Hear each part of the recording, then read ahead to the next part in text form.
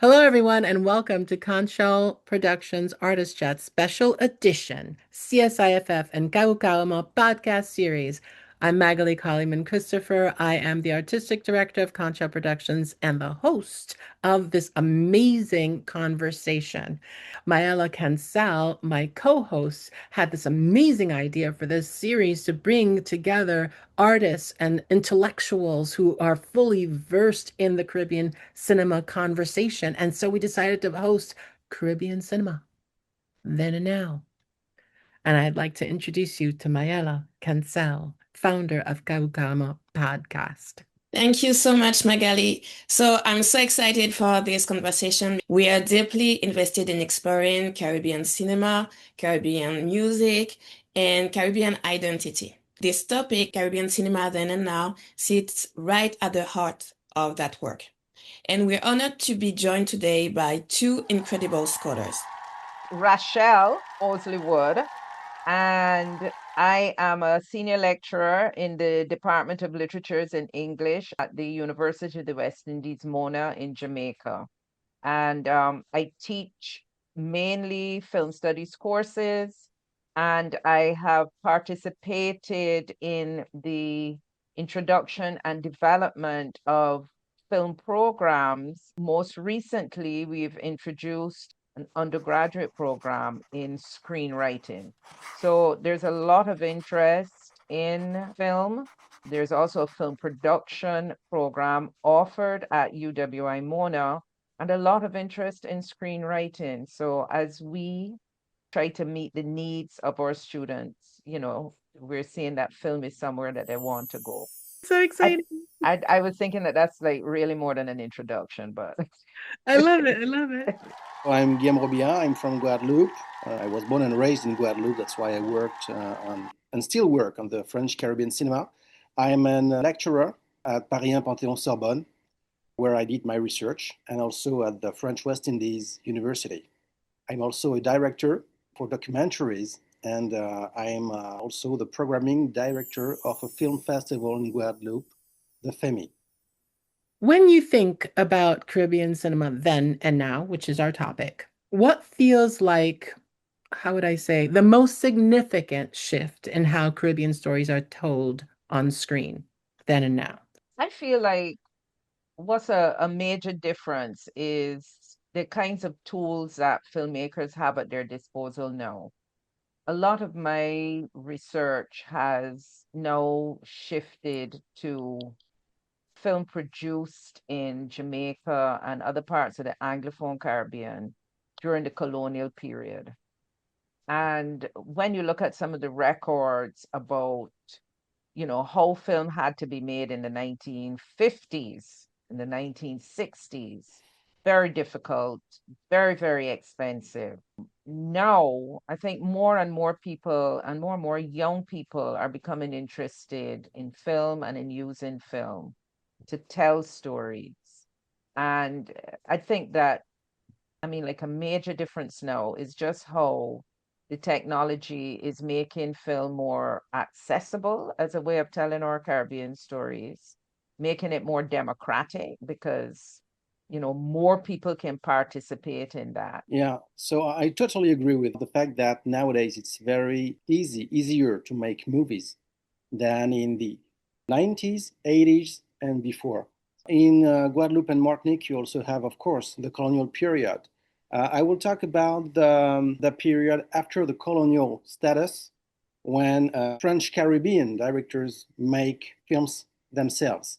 I would say that the biggest difference between the beginning of the French Caribbean cinema and nowadays is the fact that during the 70s, 80s, and 90s, the films were had very political issues, very frontal political issues. One of the main subjects was the question of the status, about autonomy or independence. I would say silent struggle between the French state and the French Caribbean directors, because of course the French state didn't have a personal interest to give money through public funds. I would say more a third generation understood that they had to talk about political issues through social issues, contemporary issues. And I think that it makes a quite different way to write and tell stories and make films. The difference that we hear from Rachel and from Guillaume is in the French Caribbean side, we are really focused on telling our struggles and talking about social issues. So the narrative is really serious. So I was wondering, because cinema is something that you create, the films are made to be watched.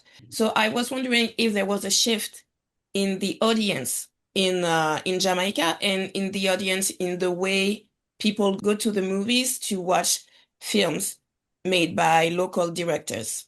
What I feel has happened in the Anglophone Caribbean, and I speak mainly about Jamaica. That's where I'm located. That's where I've done a lot of my research. And I think that in Jamaica, if we can date the emergence of local feature filmmaking from the 70s, and what we saw in the films that came, 1972 in Jamaica, The Harder They Come. This was 10 years after independence, after the 70s, was certainly a concern with political issues. That period of radical politics, leftist politics, and so on. So I feel like the films that we produced post 1970s were political. They address political issues, but always in ways that you could retain and build an audience. So I would say that they were not so dark, right? That that there was always this kind of concern, saying things, but saying it in a way that you built an audience, and you were concerned with numbers, with the audience coming in to watch the film. That concern with the audience may be due to the fact that in our film industry in Jamaica, we have never really had that state support, right? It's always independent producers that have had to seek funding on their own. I've fallen in love with Jamaican Brit cinema and theater. As a matter of fact, I thank Winsome Pinoke, a Jamaican Brit playwright, for making me feel that there is a space for my voice as a Haitian American as opposed to as an American writer.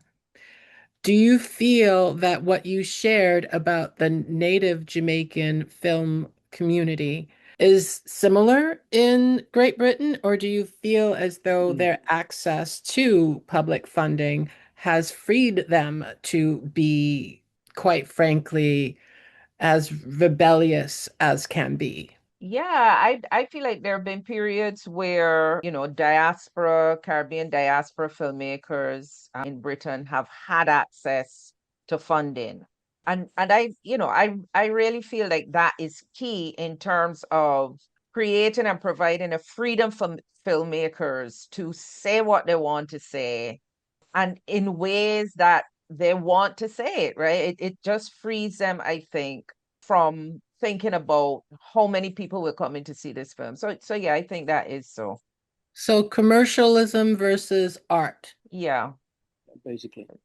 Do you feel that in Martinique and Guadeloupe, because the French government does fund, that there's less of an interest in commercialism, like less of an interest in perhaps putting subtitles in films so that people everywhere in the world can hear their story? Is there a leaning towards commercialism now more so than there was then? Guadeloupe and Martinique are still French departments. They have different status. And in the French system, you ask money to the French state to make films and to some private funds, but most of the money comes from the public system. So that's a very big difference between the system in the Anglophone Caribbean islands and the Francophone Caribbean islands, for instance. I think that for the first generation of French Caribbean directors, as these islands are French departments, there was kind of urge to talk about the question of the status.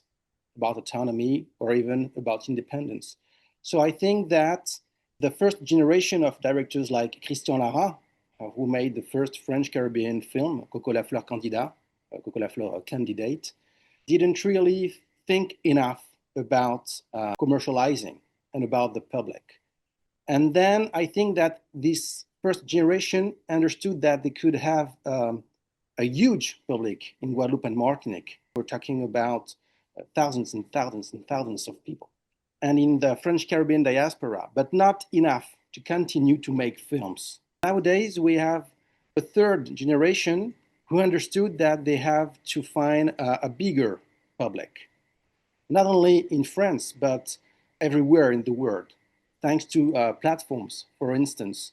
So their films are less political, as I said, even if you still have very political issues. They deal more with social issues, and they make comedy or thrillers, things like that, to think about different audiences everywhere in the world. And I think that the first generation didn't think enough about that, not because they were not clever, because there was a kind of political struggle they had to make. So nowadays, we can talk about French Caribbean cinema, which is in a logic of commercializing in France and everywhere else.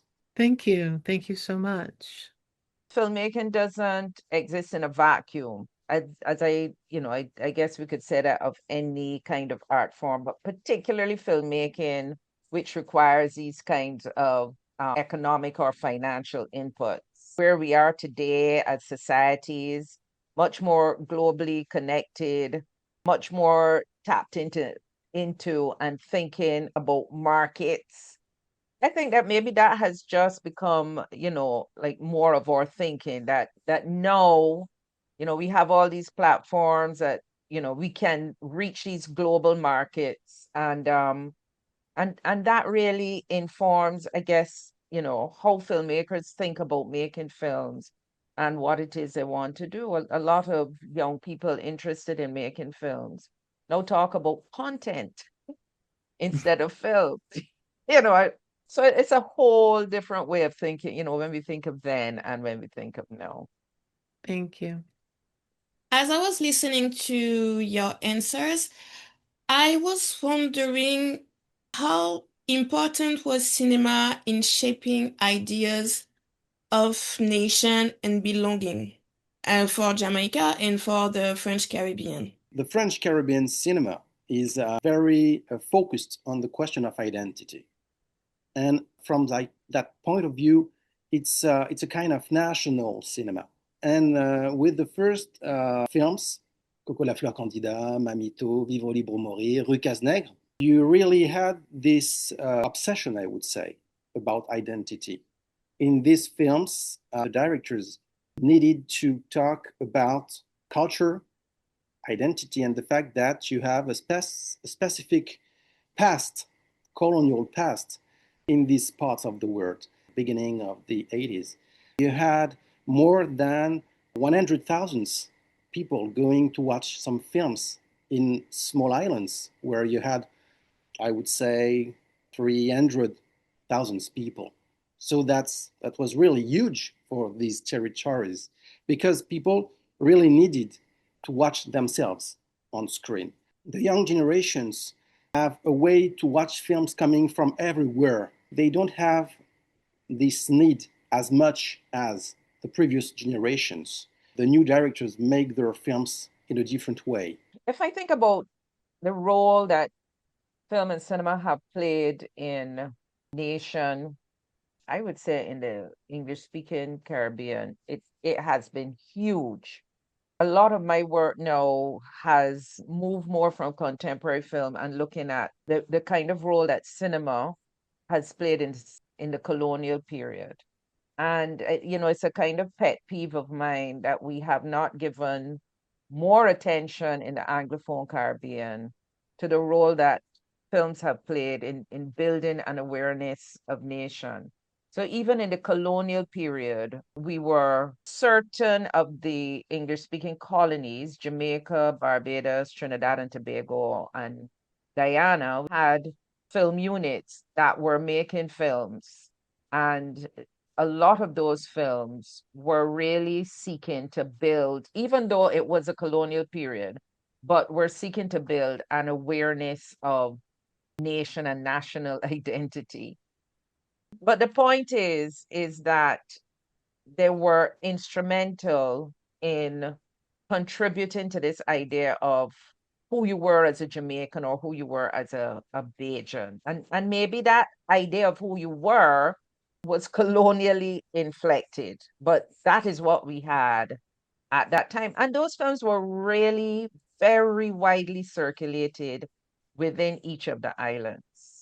So I think that historically, film has had that very important role. I think that today and in a more contemporary period, there are so many other influences that I don't think that film, has that really critical role in terms of building a sense of national identity.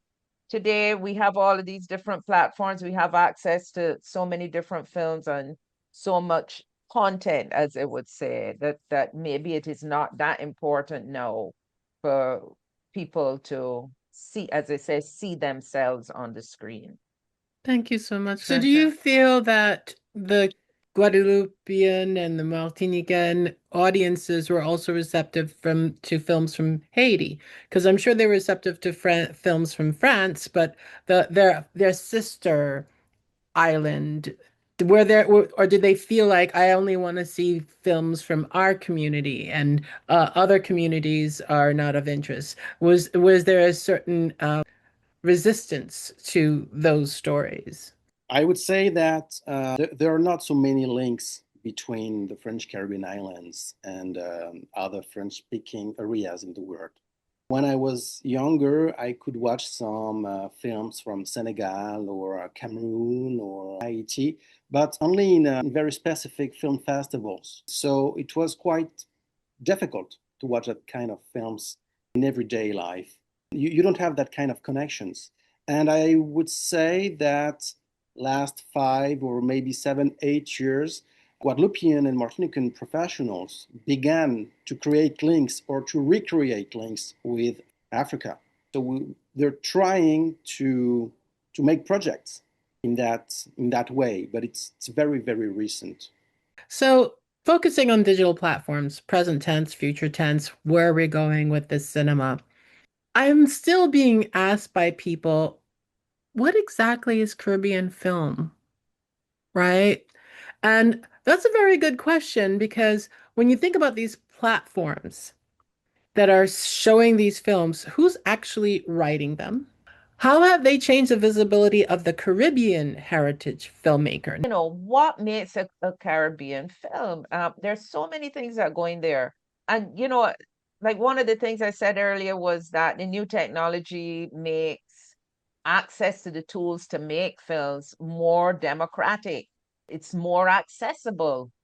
The point is that with all of these different platforms, I don't even know if I'm seeing everything. It's hard to kind of keep check of what it always was, but it's still difficult to keep check of what there is.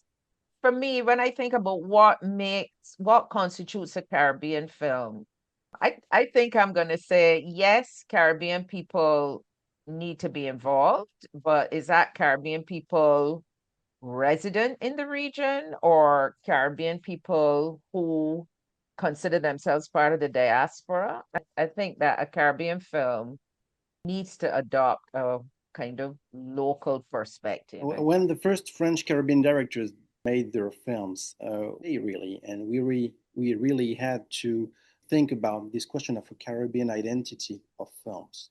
We're talking about the English colonial system. In the French colonial system, and there are different several points, you had, I will say, almost no films about the French Caribbean identity, the identity of the majority of the African descent population of Guadeloupe or Martinique. So the first films in which you could have that question of culture and identity was in the 70s. I think that the new generation, they have to think their films at an international scale, and at the same time define or keep their specificities, not being too particular, but not being too universal at the same time.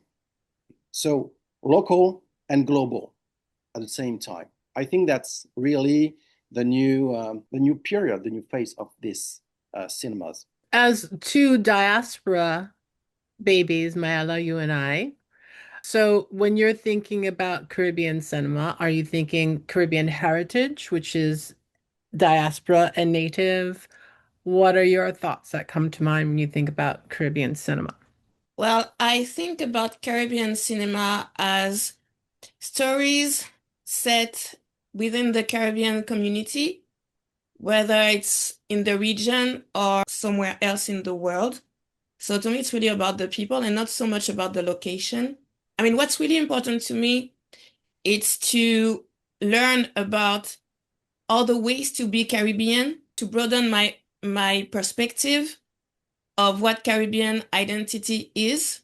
Earlier, you talked about if in Guadeloupe and Martinique, we got to watch film from Haiti or other countries that were colonized by France, we didn't have that much accessibility.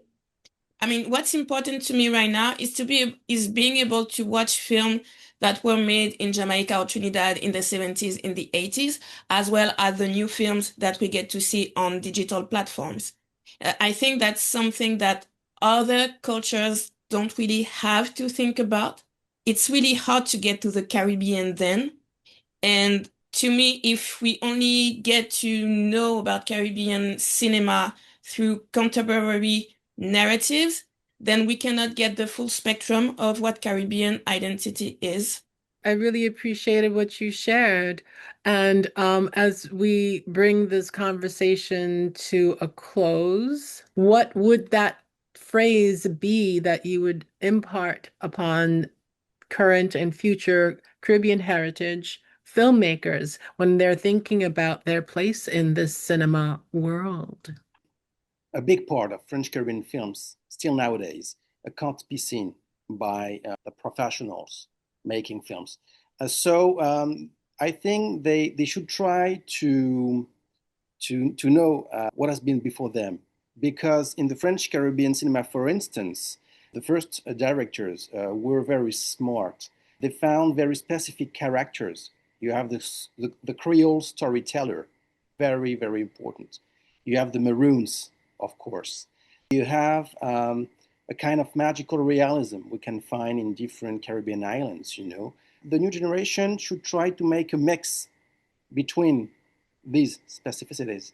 They, in fact, do not know, they do not know that work made before them, and their own subjects and their own themes, their own desires. I would say to them, look past Hollywood.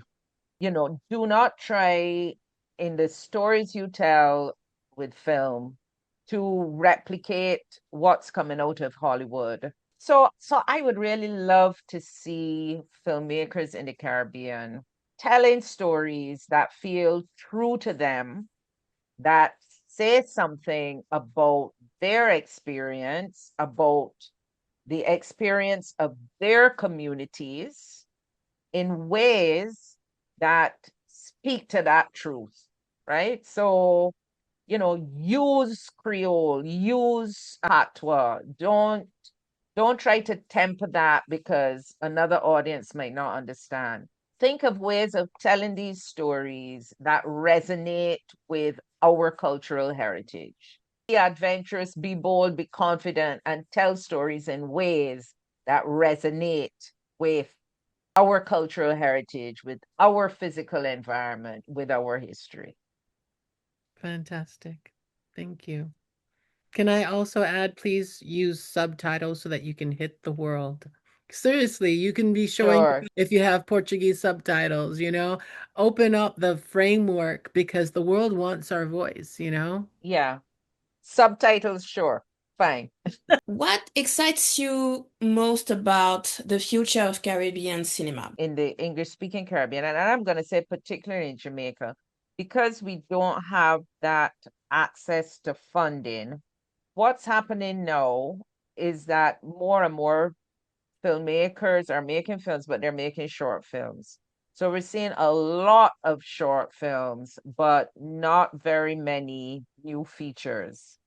Part of me also wants to be optimistic and to say that, more people are coming to this medium to tell their stories, and maybe something new and something really fresh and exciting will emerge within this new space that is dominated by short film. People think that good films are long films, and they don't really take the time to really appreciate, to really enjoy short films. And with the pandemic in 2020, we realized that people just consumed a lot of short formats. Nowadays, it's really about, TikTok and short videos. So of course, it's always nice to have a long story, a long film. But the way people consume films right now has changed. And I think Caribbean cinema was pioneer in that way, just to create short films, short, impactful films. We should definitely develop also that aspect, because it can bring more money, and more money means more fundings for longer films. But we shouldn't give up on short films. I think that what is very exciting about the future Caribbean cinema, French Caribbean cinema, is that nowadays, as you said, people watch movies in different way on platforms. And I think that what platforms, I would say, gave us is that today people from all around the world are ready to watch films with subtitles. We have to remember that I would say 10 years ago or 20 years ago, very few people were ready, to watch films with subtitles. So that's a way to bring the Creole languages, languages from minorities in short films, in feature-length films, extra. So that's a very good point. I think about of course, the feature-length film Zion, which was quite a success in France last year. Zion by Nelson Foy, and you had a lot of Creole in this film, and you had an audience in France, which was not only people linked to the French Caribbean islands, or Creole-speaking people. So that's a very important point. So I think that considering all our stories, we never told to people, to everybody, I would say, in films, stories from the past, from let's say the traditional Creole tales, a lot of things. So we have a lot of things to share with people through films, and we have that opportunity to put again a lot of Creole in films. And at the same time, I think that what is important is that the most recent films in the French Caribbean cinemas in Guadeloupe or Martinique, or films made in mainland France, or as you said, everywhere else. The diaspora in France began to make films at the same time as French Caribbean people in Guadeloupe and Martinique at the end of the 70s. And in the most recent films, everywhere in the world, I would say that the characters have more psychology. They are more individuals than in the former films, where we had to have heroes fighting for the community, but not being individuals. So that mix between the specific cultural specificities and that kind of individuals, the characters which are individuals, which are more and more individuals, I think that, we have nice opportunities for tomorrow. Thank you. Thank you so much. Thank you for this enlightening, rich, expansive conversation. And I mean, when we're dialoguing about Caribbean cinema, it's not just evolving, it's like, as you said, actively shaping, reshaping identity and the understanding of identity. As you said, Rachel, understanding what our strengths are, you know, do those short films. Yeah, it's not great, but do them. Get the content out. So I want everyone listening to keep on watching this video, share it with your people, and thank you for joining tonight. Stay in touch with Conchal Productions and Karukerament Podcasts, and there are going to be a lot more conversations, but more importantly, we have our film festival. We're accepting submissions until July 1st. Submit your short film because this is a short film festival. I want to thank you all for attending our film festival October 9th to 11th in New York City, in Queens, New York. So if you can't submit a film, come to the film festival. And that is the most amazing ending for an amazing conversation. Thank you, Rachel. Thank you, Guillaume. Thank you, Maëlla. And good night to you all. Keep telling your stories, please.